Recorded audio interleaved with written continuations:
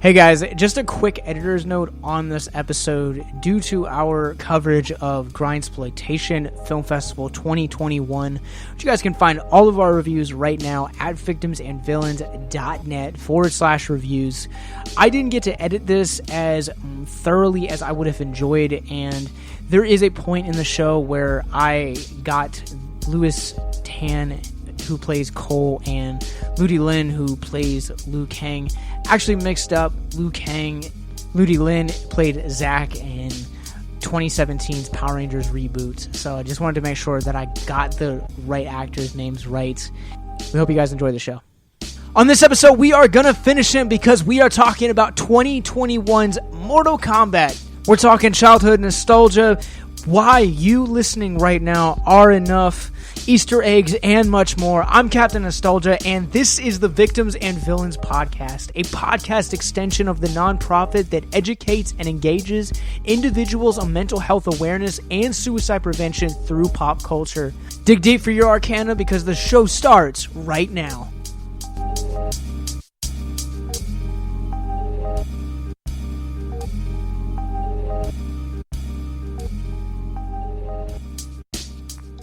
Well, continuing our conversation and our delightful that we started over on Patreon at patreon.com/victims and villains, where you guys can hear our reviews of not only Mortal Kombat from 1995, but Mortal Kombat Annihilation. Please help me in welcoming Brandon Riff Daddy Miller. And we're talking about the brand new Mortal Kombat movie. You know, we talked about how bad Annihilation was, but we also forgot that we're still in the same timeline that Dragon Ball Z Evolution came out. So maybe Annihilation wasn't that bad. We are so far removed from Annihilation and Dragon Ball Z. There's like a 10, 12-year difference between those two movies. Well, we still exist in it, and Annihilation isn't that bad after you think about it. I mean, if you say so, I disagree 100%. Annihilation was probably one of the hardest movies, which you guys I've ever covered for this publication. But you guys can hear our thoughts about it over on Patreon at the $5 tier, and you guys get a whole cool slew of backlogs as well, and help us get mental health resources into schools and conventions and film festivals, which is where I am this weekend. So if the audio is not up to par, I do apologize. I am mobile this weekend and covering Grindsploitation Film Festival, and you guys will hear the same exact on our next episode for Friday the 13th Part 6, Jason Lives as well. But let's get into this, man. I have thoughts about Mortal Kombat, and I think we're going to come at this from two completely different things. So for people that are not Patreon supporters, let's kind of jump into our backstories and our histories with the franchise Mortal Kombat. And if you guys are Patreon supporters and listening to this, just fast forward like 10 minutes. But Brandon, tell me about your love letter to Mortal Kombat. So Mortal Kombat for me was a childhood favorite. This is one of those things that growing up, my family had a Super Nintendo and had Mortal Kombat 1 and 2. And I loved playing them a lot. And we had a Sega too that also had both of them, which is weird we had both. And it was like a favorite of mine to play. And then as I got older, as a kid, they kept making new games. And then when Mortal Kombat 3 came out, that was it. Like, that was like, hey, this is my favorite game. This is my thing. And as time went on, they made more games, made more lore, made more history. And I just got so entwined in it. And it became something that still, at 28 years old, I still love it so much. It's just one of those things that I've been obsessed with since I was a child, and it's kind of like it's like family to me, I guess you could say. You know, like the lore and the characters, like it's just a part of me. So for me, I grew up with, we were talking about this yesterday, texting. I grew up on the Mortal Kombat, but I grew up more towards Tekken because Tekken was a PlayStation game, and we had a PlayStation growing up. Like if I wanted to play Mortal Kombat on Super Nintendo or Nintendo 64, if they released them for 64, I can't remember, or any Sega systems, I always had to go over to family and friends' houses, and so I kind of quickly grew out of that to where I was like, okay, yeah, I understand there's still a fan base for that. And then Mortal Kombat versus DC Universe, I played when I was touring at one point, and I was like, man, this is awesome. It's such an awesome game. And then I just it just kind of continuously fell on my radar. And so in preparation for this episode, I've now watched 3 of the movies, and Scorpion's Revenge still remains my favorite. We'll get into my issues with this movie in just a few minutes, but I really do have to say that I thoroughly am. I won't call myself a super fan now, but I will say that movies like Scorpion's Revenge have kind of given me hope for this franchise. And I really liked what Simon McQuaid, who is the director, making his debut with this film, nonetheless, just did a amazing job. And it makes me really excited for the cinematic universe. Joe Talisman, who plays Sub-Zero in this film, recently told Collider that he signed on for 4 sequels to play Sub-Zero, which when we get into a little bit more with the spoilers, it's again kind of weird for me to think about that. But yeah, I really enjoyed I've really enjoyed jumping into this franchise. I don't know if it's made a fan out of me yet, but it's definitely something that I can see myself coming to visit very casually. Rough what Josh said. I actually played through Mortal Kombat 9, 10, and 11 in a span of 4 or 5 days getting ready for this film. And I watched the movies and Scorpion's Revenge and revisited the Legacy series on YouTube. And it was just so much fun kind of getting refreshed on everything for this film came out. And I did not know that Joe Talisman said that he signed up for 4 movies. That's really exciting to know that there's 4 movies going to happen. Talisman was by far one of my most anticipated actors in this film. I'm not too familiar with a lot of this cast.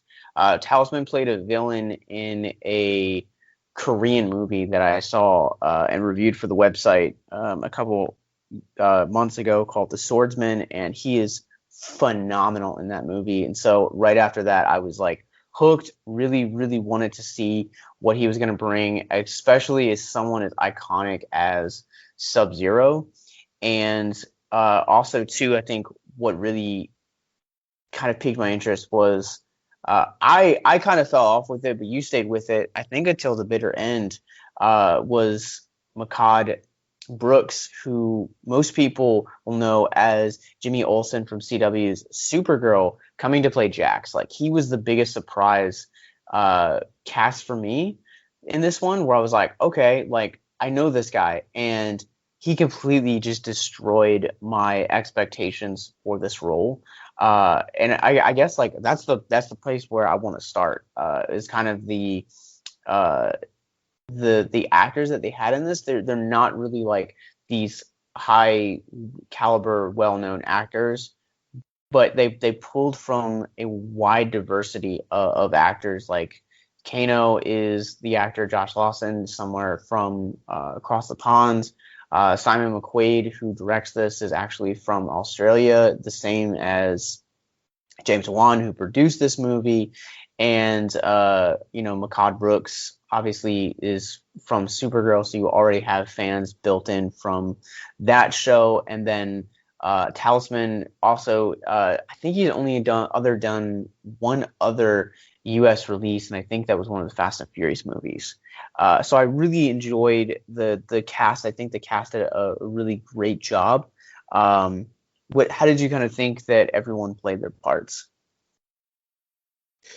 Well, I was excited for Louis Tan because I don't know if you remember, but he was actually Shatterstar in Deadpool 2, and which had a he had a short-lived role in that movie, but I love Shatterstar, so that was really cool. Also, one thing that I forgot to mention is Ludi Lin, who plays Cole in this movie, actually the Black Power Ranger from the 2017. I don't know if you caught that, No, I didn't catch that. but we're both big Power Rangers fans, so it was really cool to kind of get to see him do something else. And I really loved him in Power Rangers. I really loved him in this movie too. Oh yeah, yeah, I didn't notice that, but yeah, I love the casting. Like, um, Makar Brooks, like I was super excited about when I saw that he was playing Jax because I loved him in Supergirl, and which I thought he delivered really well with Jax. And then Taslin, I knew him from Fast and the Furious, but like in the trailers, like I'm a big Sub-Zero fan, so it was gonna be really hard for you to not impress me with that. But I thought he was my favorite of the movie, like actor wise. But yeah, the cast was awesome, man. Like I thought they did really good, especially being like people that didn't really know much about. Like it's definitely something that I would like love to see more from these people because I thought they did really well with what they were given. So let's start at the beginning where we are given kind of this. I want to say it's probably like 19th century fight between who will eventually become it's Bai Han, and I can't remember Scorpion's alternative name.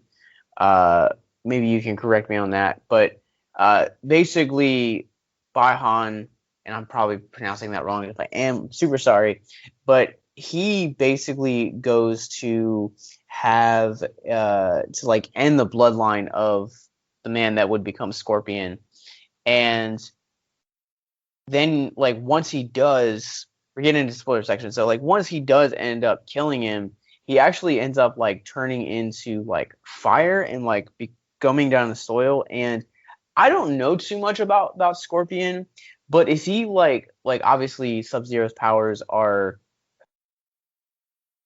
uh freaking ice.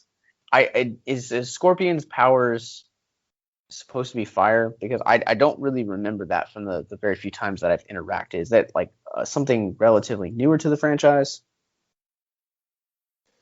Well, to correct you there, it's Bihan, not Bahan, and and yeah. So Scorpion, um, his whole thing has been like he has like the power of Hellfire.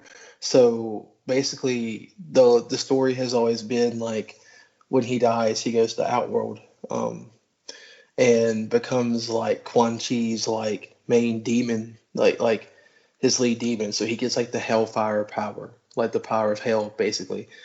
So that's always been kind of like associated with Scorpion. Like you remember in the first movie when him and Johnny Cage fought in the trees, and like he spit the fire out of the skull. Like it's always been associated, but I think as like time went on, they wrote it in that like he got that power because he was sent to hell basically and worked for Quan Chi because Quan Chi convinced him, that Sub Zero killed his family was Quan Chi, but that didn't happen in this movie.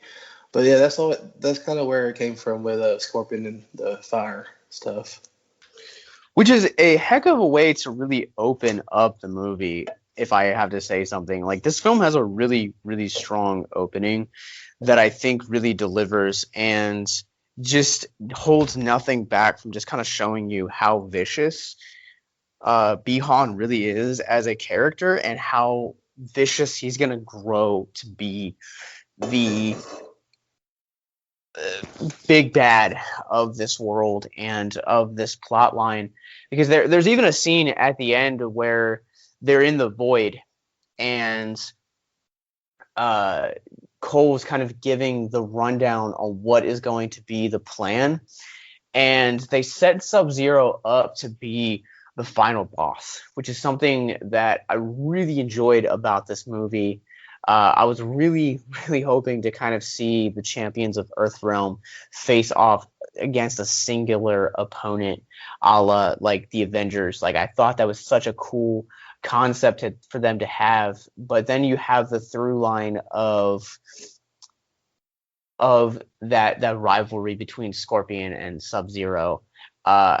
I had my qualms with this, and I don't know, you being like such a hardcore fan, like where it landed for you, but like for me, like from a narrative standpoint, like I would have wanted a bit more Scorpion, because he just kind of shows up at the end when things look really helpless for Cole, and I was like where was this big battle that we were teased? Like that's what I wanted, and I just kind of felt robbed. Like, don't get me wrong, the final fight between Cole, Scorpion, and Sub-Zero was awesome. It was one of my favorite parts of the movie, and then when it fades out to just be Sub-Zero and Scorpion, it's still delivered, but I feel like that fight kind of came out of nowhere. Yeah, I think like the casual viewer and fan associates Mortal Kombat with Scorpion and Sub-Zero, because that's always been kind of like the poster characters of the series or the franchise. And I've been seeing a lot of people talk about how like they wanted more Scorpion, and that kind of took away from it. And that's one of the only really complaints I had with the movie, was I wish there was more Scorpion, because Scorpion's such a big part of every storyline they've ever done with the games and everything. Scorpion was always a big part of it. And he was a big part of this movie too, because if you remember at the beginning of the movie, there's a little subtitle and it says that the team was like put together by the rise of Hanzo Hasashi's bloodline. So in a way, they kind of based it like, hey, like it was Hanzo Hasashi's bloodline that started this whole thing, but they could have put more him in it, more maybe. Is how Cole started having like these weird visions of Hanzo. Maybe they could have done something where he could have guided Cole, like kind of like a force ghost, something like that. But yeah, I mean, I did love the ending fight with Sub-Zero and Scorpion, and it was, to me, it was a good build. Like it was a good payoff to everything. But I wish they would have had more. If they wanted Scorpion to be, like a spirit the whole time, they could have done something like a Force Ghost type thing. But yeah, I would have liked more Scorpion. But what we got was good. But since there's 4 more movies, maybe they'll do something like a flashback movie or something that'll give us a satisfying feeling. Well, so coming off of those visions too, like he doesn't know anything about his family. He doesn't know anything about his lineage, his bloodline, because he was an orphan that was adopted from the south side of Chicago, like he says when Raiden kind of confronts him. And he sees these visions and these dreams throughout the entire first 2 acts, but doesn't actually say anything. And I just kind of, because we are a podcast that does talk about the mental health angles of characters and films and their thematic elements and how they relate, like that's just a dangerous place to be, like to kind of like be seeing things or like going through things, and whether that's depression, whether that is PTSD triggers, or just a number of other things, like keeping that to yourself really isn't right. And we do see that with Cole. I really respect the filmmakers for kind of exploring this line where, like, here is someone that's been having these dreams. He's been haunted by something that is bringing him mental anguish. And it's really hurting his mental health. It's starting to affect his physical health and his family and all of these other things. And he's not doing anything about it. So his career as a fighter is starting to begin to slip away from him. And he's finding it really hard to kind of really unlock his, I can't remember exactly the word that they used for the superpower. I'm gonna let you chime in real quick. Give it to me. I think it was it Armada, something like that, because that was something new. I never heard them mention that before. Okay. I think it was like Armado or something. All right, so we're just gonna call it superpower since neither one of us can remember.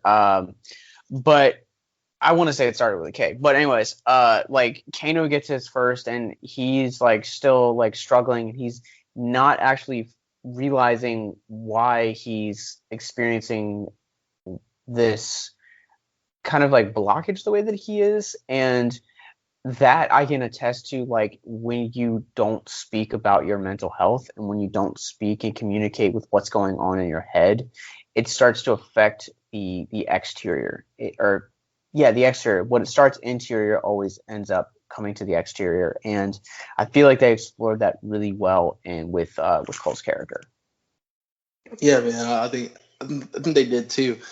I loved how you got to see Kano's power over a freaking egg roll. That was funny. I enjoyed that little scene with him making Lao.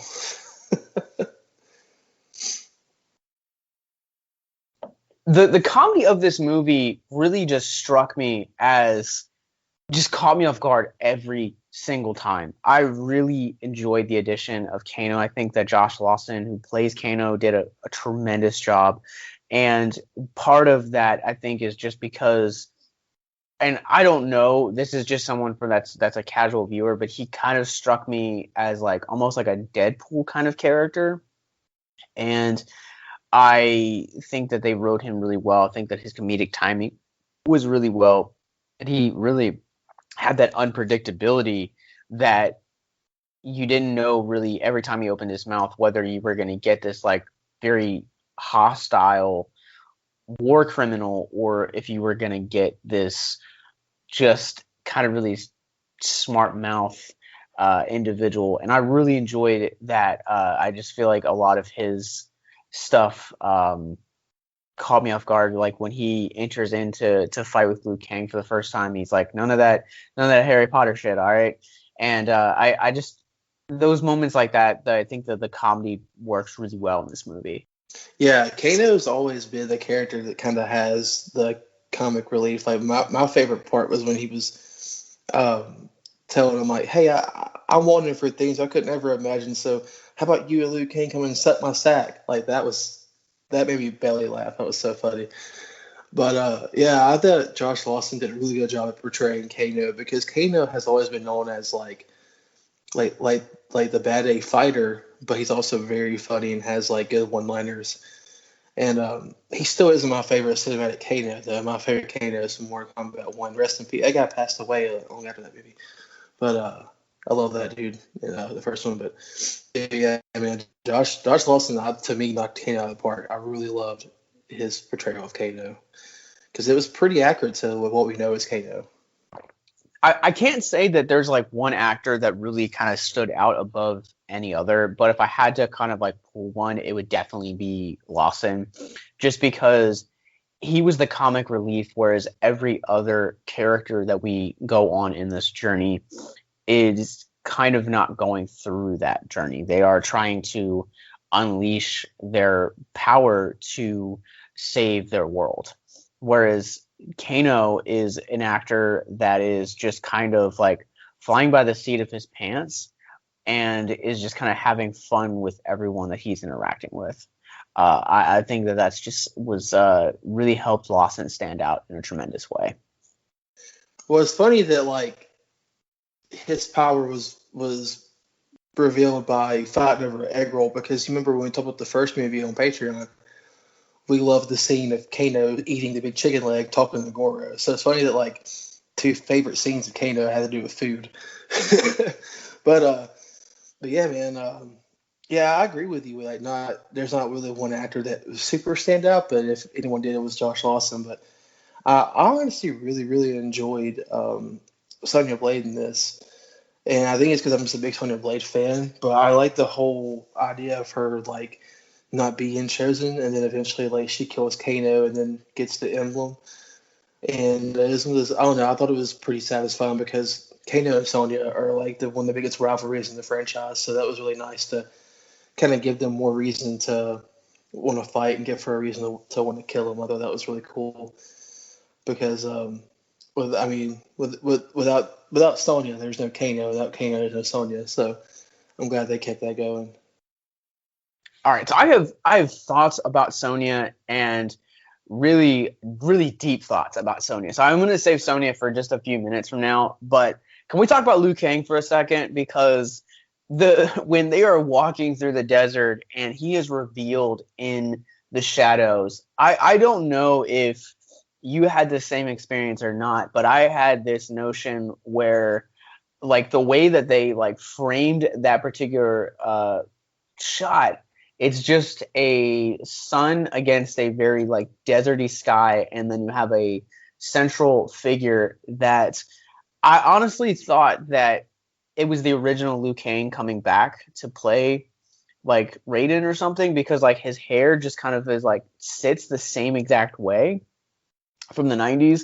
And I mean, it's when you reboot big notable franchises like this, it's not above it's not out of question to see kind of like former actors that were originally tied to this to come back in some way, shape, or form. Most notably, the Power Rangers with in 2017 with Kimberly and Tommy coming back during the climax. But did you have that same thought too? Like, I just want to talk about that real quick because man, I was like, is that the original actor? And then they revealed it wasn't. Well, I kind of thought because at the end of Mortal Kombat 11, Liu Kang becomes the fire god, so he has the power of his fire and Lord Raiden in one. And I thought that's what that was because the way it looked, like thinking it was Raiden or him as Raiden, that's what I thought they were doing was Liu Kang as the fire god, and because that's what it looked like, and then it was this Liu Kang. But yeah, like at first it did look like that dude, and I was like, oh, cool. But it wasn't. But yeah, I really thought they were doing. I was like, wait, my first thought was, wait, are they doing this? And then it just revealed to be Liu Kang. And I was like, oh, never mind. I thought they were getting to the fire god Liu Kang, but they didn't. That was wild though, but it didn't happen. I really enjoyed too the way that they set this movie up, where you are. It has a much more grounded appeal. Where in the first one, Liu Kang is kind of like a loose cannon, but here him and his cousins are both working with Lord Raiden to kind of defend the Earth realm. And I liked how they had kind of already gone through training and were the ones that training them. I felt like that made the film feel a lot more authentic than it did just like Raiden kind of showing up to people and being like, "You are a chosen one.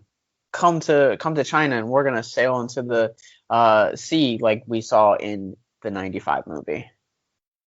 Yeah, that was really cool because like Liu Kang's always been kind of looked at as like the main character, and like the casual viewer doesn't understand that like the past like 10 years or so, Liu Kang has not been the main protagonist. Like they kind of rebooted the story in Mortal Kombat 9, and Liu Kang, spoilers, if you haven't played that, it's been 10 years. Liu Kang dies in that game, and then doesn't really get revived until 11. And so, like, it was really cool to see Liu Kang and Kung Lao being, like, Liu Kang taking a step back and being, like, the mentor, him and Kung Lao being the teacher, and teaching, like training Sonya and Cole and Kano, and eventually Jax came in too. But like, because one thing that Mortal Kombat and Ed Boon's always been good at is developing new characters, and it was cool to see them kind of have a new protagonist in Cole, because like in Mortal Kombat 10, the whole game was centered around Cassie Cage, who's Johnny Cage and Sonya Blade's daughter. New character, something they did. So like that, I really liked that. That was a love letter to me for like fans of the franchise and the new characters. But yeah, man, I really enjoyed that. I also want to say when Kung Lao sliced over Natara with his hat, I screamed. That was so freaking cool. That was awesome.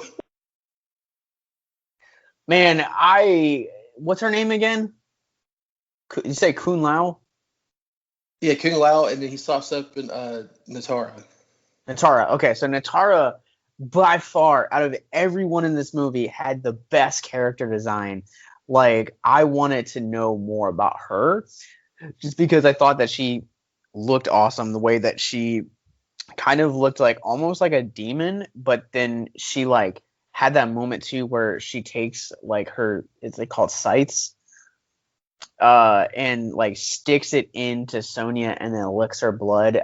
like that has been one of my favorite moments. And then the way that she just goes out and dies, like it is probably my favorite gag this year. And I've seen a lot of horror this year, and this tops every one of them. It is so great.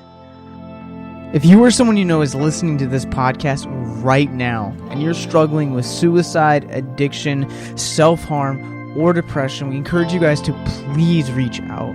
This is the heartbeat of why we do what we do. Suicide is currently the 10th leading cause of death in the United States, and as of this recording, there are 132 suicides that take place each and every day on American soil. And when you scale back internationally, there are 800,000 successful suicides. That is one death roughly every 40 seconds. So if you or someone you know is struggling, you guys can go to victimsandvillains.net/hope. That resource is going to be right in the description wherever you guys are currently listening or streaming this. There you'll find resources that include the National Suicide Lifeline, which is 1-800-273-8255. You can also text HELP to 741-741. We also have a plethora of other resources, including churches, getting connected with counselors, LGBT resources like the Trevor Project, and also veteran hotline as well. Please, if you hear nothing else in the show, understand that you listening to this right now, have value and worth. We get it.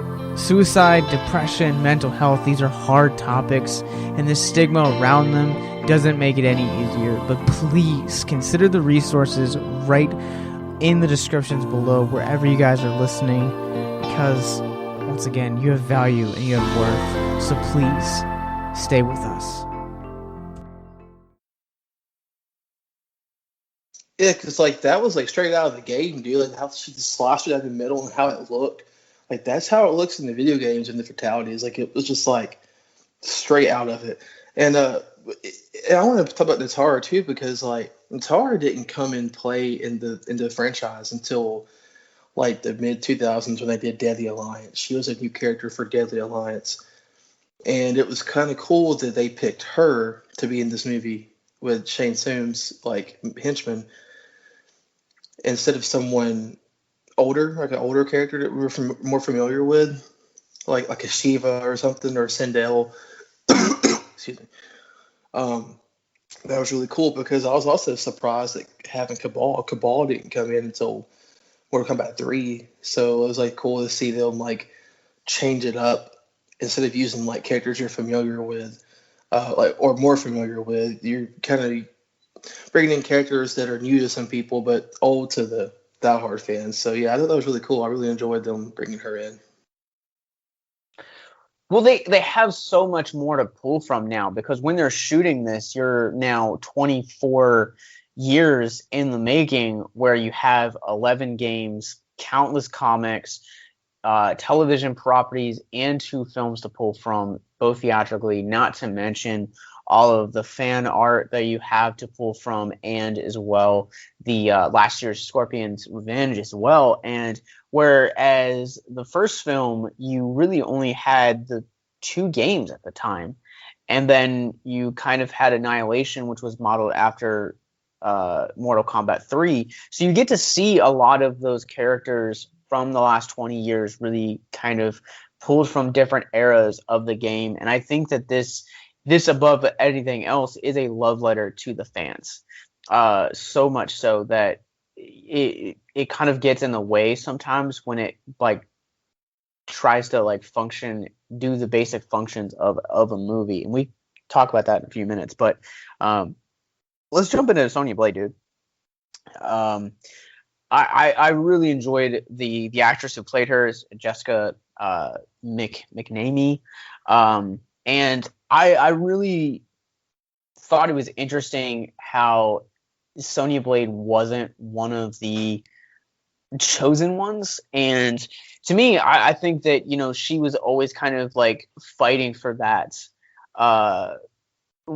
She's invested so much of her life into understanding Mortal Kombat that now she's invested as an interest. Like she's now got skin in the game, for lack of a better word, and she wants to basically like be a champion. And she wants to kind of feel worthy. And I really admired her character arc throughout the course of this movie, because I think that it's a very relatable and very notable arc to go through, where, you know, who hasn't felt like they have invested a lot of times and energy into something only to be told that they're not good enough. And I think that they did a really good job at kind of taking a notable character and having her experience that. There's the scene where she just kind of feels devastated after Liu Kang's basically like, you know, hey, like, you're not a champion, like, you don't have the mark, like, it would just kind of be a waste of time for us to, you know, even train you. So she basically hopelessly has to kind of sit with Jax and kind of sit this one out. But yeah, I just really admired kind of her mental health journey throughout the course of this. Yeah, man, I'm with you on all that. Like, because like she really did look broken when Liu King told her she like it would be a waste, and but like being like the diehard fan, I already predicted. I was like, yeah, she's killing Kano. She's getting that emblem. Like, it's gonna happen. And but yeah, I really loved just the build to that. And like I said earlier, like without Sonya, there's no Kano. Kano's no Sonya, because they're just so embedded to each other for the franchise. But she really has to prove herself to be worthy. And I feel like sometimes, like, there's a lot of times where me and you basically have had conversations off air over the years where we've also felt that intensity, where we've just kind of felt like we needed to belong to a certain group of people, or had to dress a certain way or do something in particular to be accepted. And I think that they just really conveyed that really well. I know that, like, in my own life, like, I've definitely had years of my life, if not a solid decade of my life, where like I just kind of chased after really empty things in hopes of happiness, and just to be told that I was enough. And eventually I kind of had to come to this realization that me being me is simply enough. And that's all I have to be. And I think at the end, like, when she finally does kill Kano, it's not just oh, I'm a champion now, but it's me being me. That is enough. Yeah, like she proved them wrong. And you know, to the people listening that are diehards to the storylines, Sonya is a pretty big part of Mortal Kombat. Like 10 and 11, like, she's a big part of the storylines. I mean, granted, her daughter is like the main protagonist going forward, with 10 and everything, but like, so it was really cool to give like a relatable story with Sonya in this movie, because she's always been a huge part of Mortal Kombat. No matter like where you go with it, Sonya's just an important character. So I love that, because it did, like you said, it did make it really relatable. We've all had those situations where we just felt like we needed to fit in, and at the end of the day, we just got to be ourselves. And that's what Sonya did. She proved them wrong, and was the badass Sonya Blade. That's all she needed to be, was Sonya Blade. I think simultaneously you also had Cole kind of rising to that same arc, where he was so caught up in his head, and then he gets dropped this this bombshell that, hey, like, you're a chosen one, like, you're gonna defend Earth, and, you know, you're gonna be like basically like a super powered human that is going to defend our realm from other aliens and stuff like that. And so he's having to really also bring himself up to feeling worthy enough to be in those shoes. And, you know, even when Gorgo kind of comes up to his actual home turf, and he's like trying to kill Cole, there's a moment where, like, you just kind of, the camera pans back to him, and he just is like, man, he's like, I'm not good enough. Like, he just kind of says that with his eyes, and it's not until like he kind of kills his family that he's like, you know what, I'm good enough to be a father. I'm good enough to be a husband, and like I'm chosen. Like, let me step into this calling. Dude, you made me laugh a little bit because you said Gordo instead of Goro, and I'm just imagining Gordo from Lizzie McGuire trying to fight Cole Young. No, I said Goro. I said Goro. No. I definitely said Goro because I remember having to actually Google the guy's name yesterday when I was writing the review. I did watch Lizzie McGuire last night, but I definitely Goro. Imagine if. Yeah, dude, that was cool to me because when he went back home, I had a feeling I thought it was gonna be Sub-Zero popping up, not Goro. But when I saw Goro pop up, I was like, yeah, this is gonna be it. Like, this is gonna be the fight where he finally sees his worth and everything. And I love that. Like, I love that. Like, because one thing I thought was cool was that they didn't have, because most movies, like, if they're going to bring a new character, maybe the chosen one, it's like a young guy, probably a teenager. But no, this dude was like, what, maybe in his 30s, had a wife, like a preteen child, like a dude who's went through some stuff. He's a former champion fighter. Like, so that was cool to me to, like, this guy has a past. He's rugged. He's like a older fighter. And to see, like, okay, like, I have this emblem chosen, but I'm so spent from the past, like, I have to realize that I'm good enough. And that was really cool to me that they chose to have someone older with a family, with a past, than someone who's just new and young. I thought that was really cool to me, and just, really made that relatable. And I really loved what they did with that. Yeah, him kind of like, and I mean, setting him up as an orphan too really intensifies that mindset of not being good enough.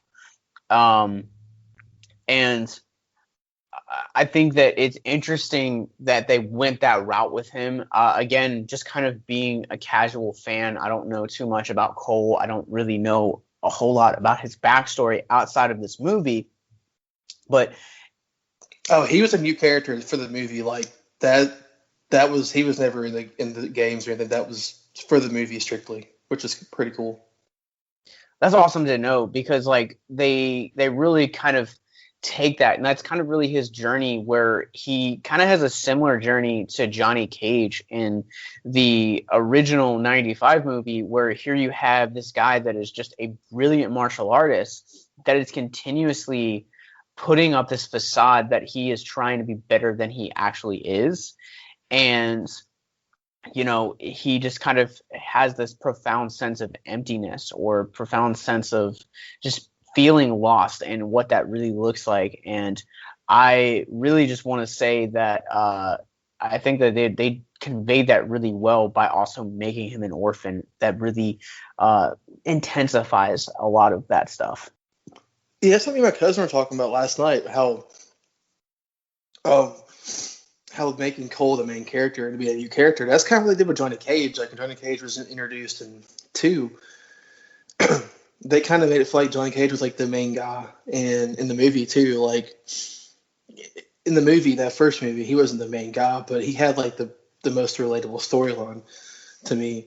But yeah, like, they definitely did, like, make you forget that there was bigger characters and that this is focused on Cole. And I like that. And I'm glad you related it to Johnny Cage, because that's like one of the main things me and my cousin talked about, was how that was so similar to Johnny Cage and how they even introduced him and everything, which is cool because it led to a really cool ending, but we'll get to the ending later.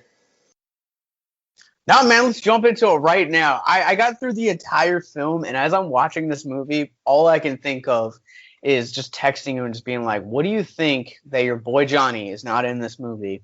And then at the very end, they kind of give you that, like, to bring it back to Power Rangers, they give you that Tommy Green Ranger nod where they're setting up for the sequel, and it's just this like quick moment where Cole's in the locker room at the gym, and he's like, "Oh yeah, I'm going to Hollywood," and his trainer was like, "For what?" And he's like, "No, it's for who?" And then you walk by this Johnny Cage poster, which, man, if they do not get Nicolas Cage to play Johnny Cage in the sequel, big missed opportunity.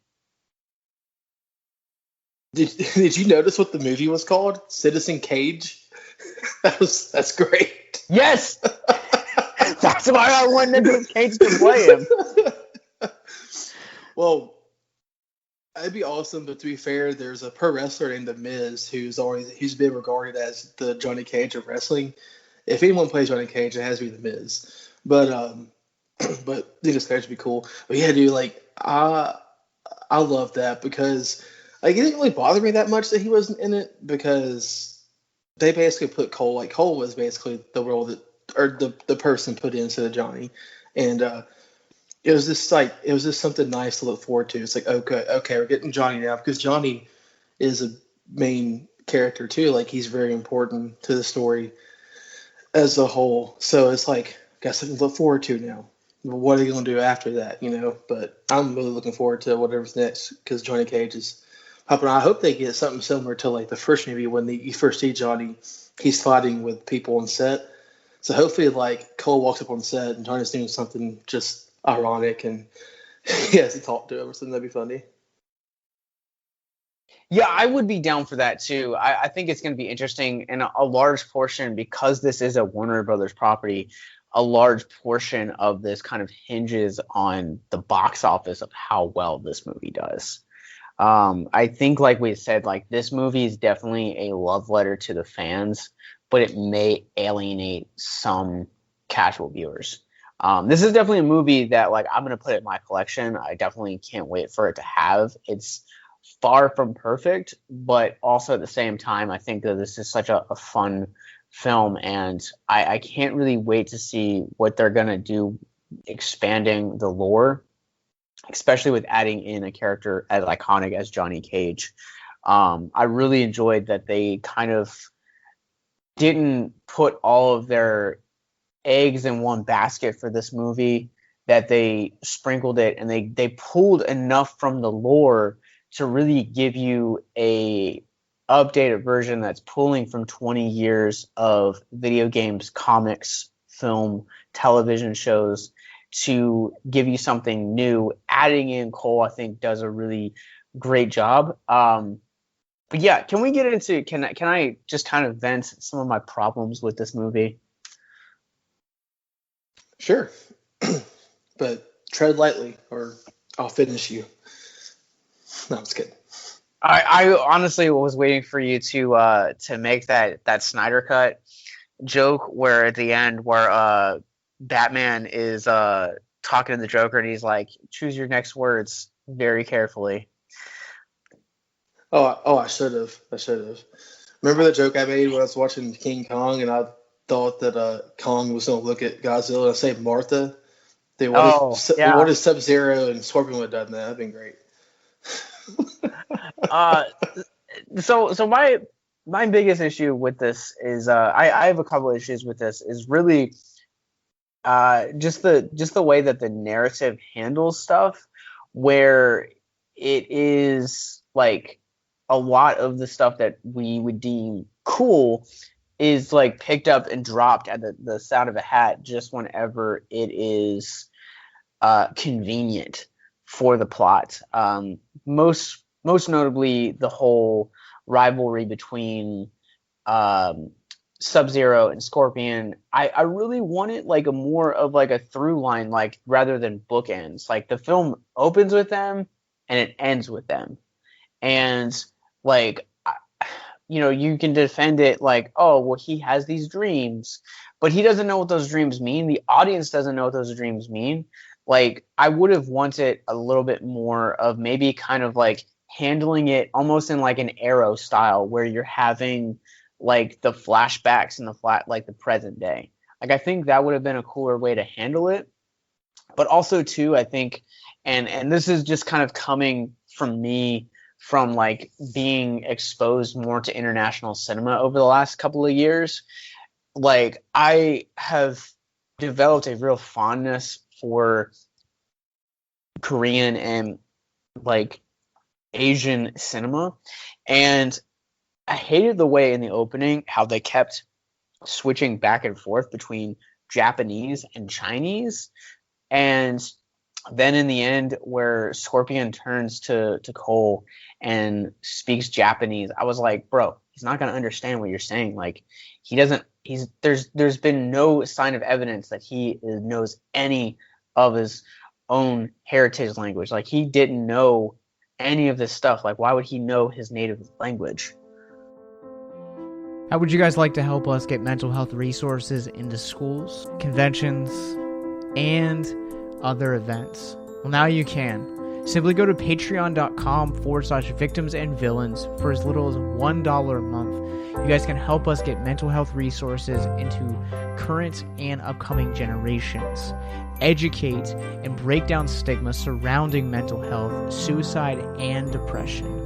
And you get exclusive content that you can't get anywhere else. And you guys can tell us which Nicolas Cage movie you want us to cover, and we'll do it. All it takes to get started is to go to patreon.com/victims and villains, or simply click the link in the episode description wherever you guys are currently listening or streaming this episode. Pick your tier and get started today. Yes, it's that simple. So quickly select the tier that you want and help us get hope into the hands of the depressed and the suicidal today.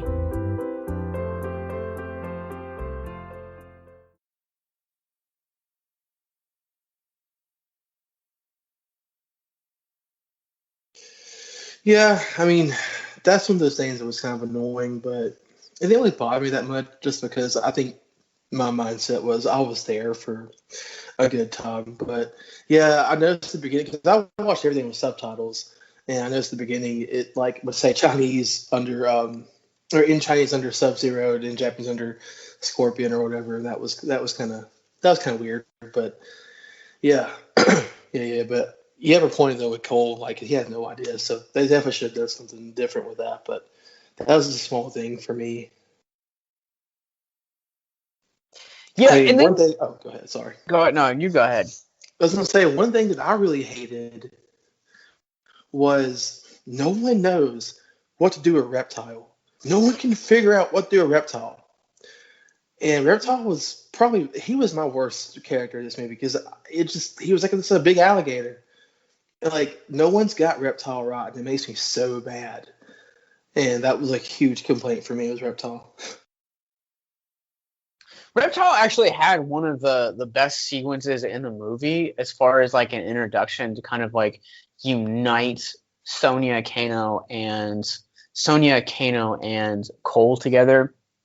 But that kind of leads into like my other complaint with this movie is the way that it honestly I feel like the CGI, like they were just kind of like very picky. Like some CGI looks like really amazing in this movie. Like I think they did a phenomenal job on like Kano's eye. I think they did a great job on Jax's like arms. Like once he kind of reaches his final form, which I do want to talk about more about Jax here in a second. But then like Goro like just did not look like done at all. Like his CGI to me just like looked very just half-hearted. And then there are like other things like, and probably what bugged me most was Raiden's eye. Like it just looked very like lazily done, the way that they were like trying to like keep the light within his like eyelids, but like they didn't actually like do the right shading. So it drove me crazy every time that they would see his character and like he would like look at the camera and be like, man, like this is hurting my soul right now. And then at the end he cracks a joke which is totally out of character for him in this movie. He's so stoic, and then the last thing he says is he talks too much. And everyone gets a big laugh, but I'm like, that's totally out of character for who we've been experiencing with throughout the entirety of this movie. Yeah, they should have brought back Christopher Lambert, but you know. Uh, but yeah, like Raiden kind of had that one liner. That's kind of how Raiden has been in the story with the last three games too. Is that he's been the real serious guy, but each game he has one part where he's funny. And so for me, like that was just kind of classic Raiden. But to like a person who doesn't know, that could be weird. But yeah, I didn't really like what they did with like the eyes of Raiden. Because like they did a better job on Raiden's eyes in '95 they did in 2021, which is just that's a problem. But I did like how it kind of kept Raiden true because like Raiden didn't always have long white hair, and so it's cool they kind of kept Raiden kind of true to like original lore and everything like that. Yeah, that is one thing that I did talk about off air that I did enjoy about 95 is I think that every time that he would do the lightning, he was like, it looked really good 95. And this one, it just kind of like, it was like, I don't know. But what's the leader of like the other guy from like Outworld? Is it Shang Tsung? I said that right? Yeah, so Shang Tsung, like every time like he went like dark, I was like, his character design looks so cool. Like they did such a good job on like his black eyes, and then you get into like Raiden, who's like just like all the time like lightning, and I'm just like, this looks so crappy. Dude, I loved Shang Tsung in this movie. Like he looked really cool. He looked pretty like true to the character in the games. I really enjoyed Shang Tsung's character and like his costume and everything like that. That was definitely a big spot for me. And one thing I wanted to point out too is I'm glad that they stuck with Shang Tsung as the first villain because in '95 you didn't have a lot to go off of, so you had to go straight to Shao Kahn. Now we have no idea who the next villain is going to be. You got Quan Chi, you got Shao Kahn, you got Shinnok. We have no idea who the next villain is going to be, and I love that. And Shang Tsung, because like he could get Quan Chi in on it and have Deadly Alliance. There's so much possibilities. I had to add that in because we have no idea what's going to happen now. Well, I also want to say too is that we don't even know if we're getting a next movie, and not to be like such a pessimist, but I really would like a sequel to more of the animation world than I would want this movie. Like, don't get me wrong, like this movie had satisfying things. I just feel like a lot of the story that they did for Scorpion's Revenge was such a better handling of this stuff. They did such a better job, and again, I think it's just going to depend on the box office. But let's jump into Jax, because Jax was kind of a mutual thing that an actor that both of us knew coming into this movie because of Supergirl. And I wasn't the biggest fan of Supergirl when he becomes like Steel or like whatever superhero he becomes. Like I was like, this is just incredibly cheesy. But he looked freaking jacked for this movie. Like when you kind of see him and he's like holding the gun, like going through the warehouse trying to find Sub-Zero. Like I was just like, man, like bowling ball on bowling ball on bowling ball. Like his biceps, dude, were just so freaking big. Yeah, dude, he was huge in this movie. Yeah, see, I liked him as Guardian and stuff in Supergirl. I liked what they did, and they had him and Lena have a thing and everything. But yeah, dude, like he was definitely like, even without his arms, he did not stand down to Sub-Zero, man. Like he was like, no, let's go. I'm jacked. Like I'm more jacked than you. I got this. Like yeah, but dude, yeah, I thought he was great, man. When they first casted him, I was like really excited for it because that was one of those things where like you would not. That's an actor like him. You wouldn't think of that guy. Like if you sat down and asked, hey, who should play Jax? I would say something like Oh, Idris Elba, duh. But no, like you don't think of guys like that, and then you give him the role, you give him the opportunity, and he kills it. And I love that because that was like really, like a spitball thing, and he freaking knocked it out of the park to me. And man, I really enjoyed him. Yeah, I remember when they announced him to play Jax, I was like, bro, like, come on. Like, he's a pretty boy who basically, like, wants to be Superman and runs a magazine company. Like that was, like, my introduction to that character. That's kind of where, and even playing that part in the CW, I was like, I feel like if he was going to pursue a next project, like it would be something like a soap opera. But I mean, you're right. Like he just crushes and just demolishes expectations for this movie in just like a unprecedented way that like I just was not expecting. And it was the best kind of surprise. And his character journey in particular is really interesting to dissect because he is, like you said, like when he goes up against Sub-Zero, he's like, nah, he's like, I got a gun, I'm jacked, like, I don't need, superpowers to face off against Sub-Zero, like, I will give it my all. And it's that really confidence that kind of ultimately becomes his downfall, and he has to go through the aforementioned journey that Sonya and Cole had to go through, where when he wakes up, and he's kind of got these, like, just like skeleton arms, really, that are metal. And Jax makes a comment, or sorry, not Jax. Kano makes a comment at dinner. It says, "Do those come in men's sizes?" Because they do. It looks like very like weirdly feminine, and he's kind of really have to.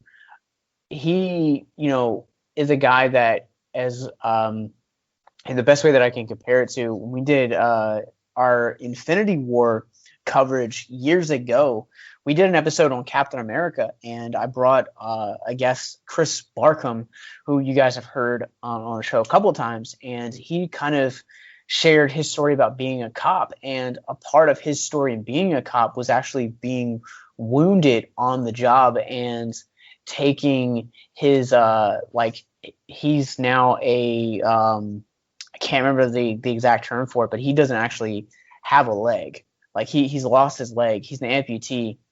And so like a lot of like his mental health story post that was kind of like learning how to, basically relearn how to like do basic things and like live life. And I was so glad that they kind of took Jax on that journey to really just kind of figure out how to be human. And I think it can kind of go overlooked throughout the course of a lot of the blood and gore in this movie, but it's a very human story that some of us have to go through. And I was so grateful that they really captured that mental health extremely well. Oh yeah, dude. Yeah, it was it was good storytelling on Jackson's part. I really enjoyed that a lot. And I'm actually gonna link in the descriptions below. I'm gonna link the episode where Chris shares his story and discusses his own mental health journey of finding peace after becoming an amputee, because it's a very profound story. And the very first thing that Jax actually says to Sonya is, "Look at me, I'm useless." And I don't know about you, man, but like that line like just hit me, and it was like an emotional gut punch, because I talked about this in our spoiler-free review in the mental health moment, where like I think that there are moments in life where we have these expectations that we place upon ourselves, and when we don't look or we don't arrive at what those expectations are, we feel useless, or we wake up and we're just like, today I am useless. And I just have to encourage anyone listening that you're not. Sometimes you just have to kind of go on that character journey similar to Jax and really link in to find your new purpose in life. And every season of life brings different purposes. And what I loved was when he really went full into his arms and they got his full power. The fight where he finally finished off Reiku at the end, dude, he looked so satisfied when he smashed his head. Like he like all the doubt he had, like it was squashed. Like he looked like, okay, I overcame. Let's freaking go. That was cool. Like it was just such an rewarding look in his face. Like smashes the head. Yeah, that's right. I'm back. I thought that was awesome. Yeah, let's kind of jump into the final showdown between some of these characters where they're in the void and then they split off. You want to run down who fights who in this movie? Obviously, Kano and Sonya. Yeah, Kano and Sonya, and then Jackson, Reiku, and then Liu Kang had, was it Melina? I'm having a brain fart. No, he had the steampunk. He had Cabal. He had Cabal. Who had Melina? Was it Cole? No, Cole had. Yeah, Cole did have Melina. Okay, because he was like, yeah, me and Liu Kang would take them. Yeah, that was one of those things where, I mean, Kano and Sonya, that was obvious, but, dude, I again, going back to character look, dude, I love Cabal's look. Like, Cabal is a really cool character, and I was really shocked they brought Cabal in, and I love the fight with him and Liu. Like, I love, Cabal's, one-liners to Liu, too. They're in a fight, too. But, yeah, man, so the final fights, dude, like, every fight to me had a different feel. I don't know if you got that, but, like, it had something exciting in each fight. They're all, like, it was like one of those things where you wouldn't get the same thing to me. You were getting something just completely different every time. And it was just so fun and satisfying to see them. Because, I mean, it just had the same, like, gut-wrenching, like, feel as you're doing a fatality in the game. And it was just, like, really fun to see. I can't actually say that each fight felt differently, like kind of going into it because we've spent so long with these characters. I knew how everything was going to go down. Like it felt predictable to me, but at the same time, like I really loved like Jax's moment where he like jumps and then like just like squashes the head of Reiku. I thought that was a really well done scene, and just kind of getting to see some of the blood in this one was really good too. I think that the Liu Kang versus Cabal was another good one. I think they did a really solid job on that one because again, it's like him like trying to like overcome and like, you know, really kind of come to know who it was. And I think that they set up the Sonya Blade one really, really good. But I mean, honestly, probably out of all of these fights, my favorite more than anything has got to be the three-way showdown at the end of this between Cole, Scorpion, and Sub-Zero, which eventually ends up becoming Scorpion versus Sub-Zero. Yeah, man, that was awesome. But let's take it away. You loved it a lot, so you take it away. Let's talk about it. So it's probably my favorite fight in the entire movie, just because like they've really built up Sub-Zero to just be such a menacing villain throughout the entire course of this. Talisman just absolutely knocks out of the park.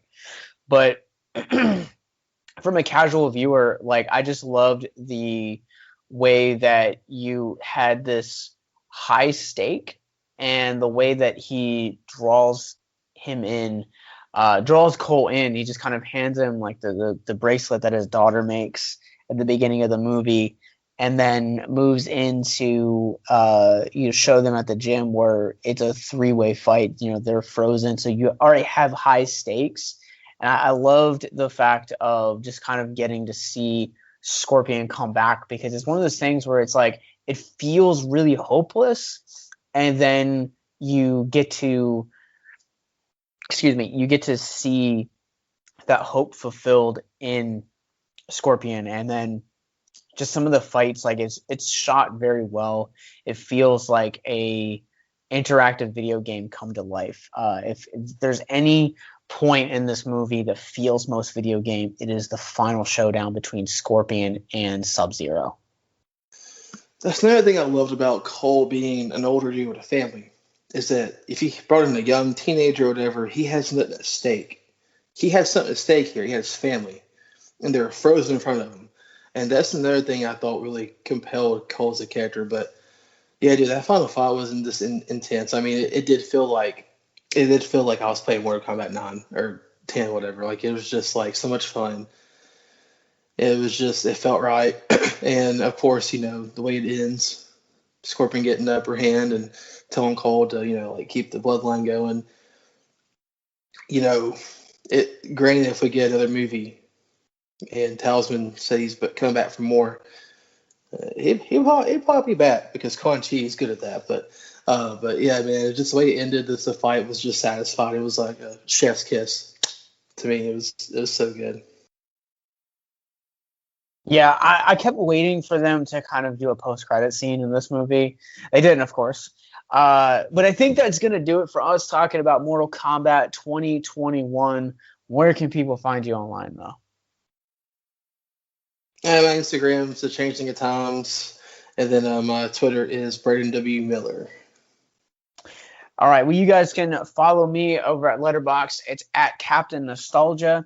And you guys can go to victimsandvillains.net, where you guys can find all of our links to social media, including Facebook, Instagram, Twitter, Twitch, and Letterboxd. You guys can also go to there. You guys will also be able to access past episodes, including our spin-off podcast, That's High Praise, and Nicolas Cage podcast, Coffee and Conversations, movie reviews, and most importantly, our mental health resource library.